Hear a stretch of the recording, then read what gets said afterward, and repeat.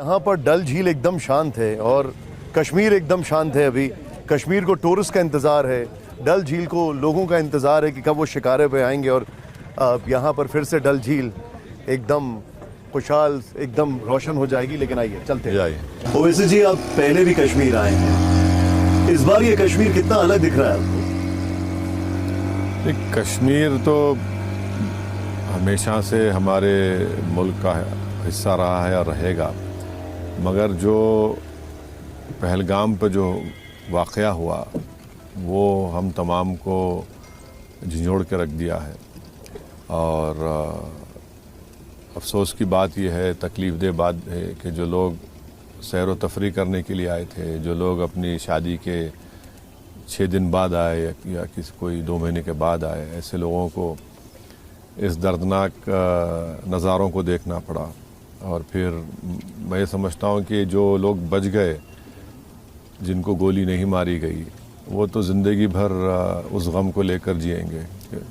हम यहाँ पर बैठे हैं, कुछ लोग ऐसे ही एक दिन पहले उस हमले के शिकारे में बैठे थे, इसी डल झील से गए थे वहाँ पर पहलगाम।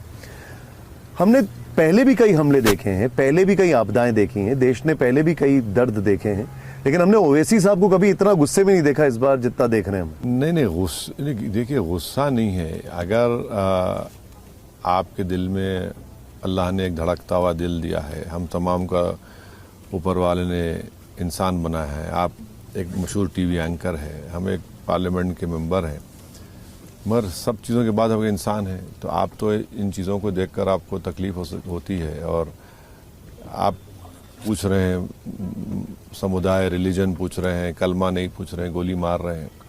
ये तो इन लोगों को इंसान बोलना तो दूर की बात, इनको क्या बोलना समझ में नहीं आ रहा है। तो जो हरकत की गई है तो ये तकलीफ़ दह बात है। और मैं तो जब सोचता हूँ कि उन परिवार पे क्या गुजर रही होगी, इतने दिन हो गए, मगर अब ये गम ऐसा है कि ज़िंदगी भर उनको झेलना है।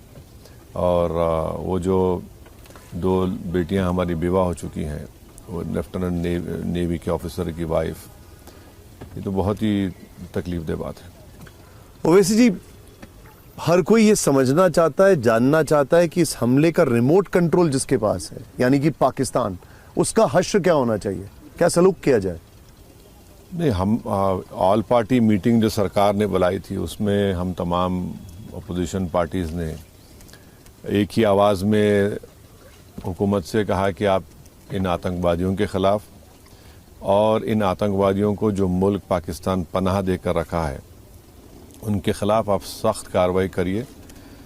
और मेरा मानना ये है, मेरा डिमांड भी ये है कि ऐसी कार्रवाई होनी चाहिए कि फिर दोबारा हमारे वतन अजीज़ में इस तरह की दहशत गर्दाना या आतंकवादी आकर मनमानी कर कर किसी की जान ना ले।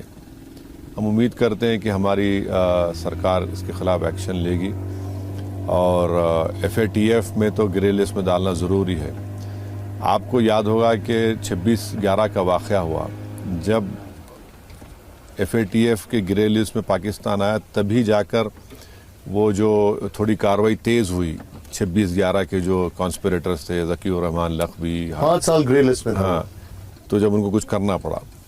और उसके बाद ये देखिए, ये जो माफ़ करना, आपकी जो बिरादरी है जो बोल रही है कि बदला नहीं है, ये हमारे को हमारे डिफेंस में एक्ट करना है।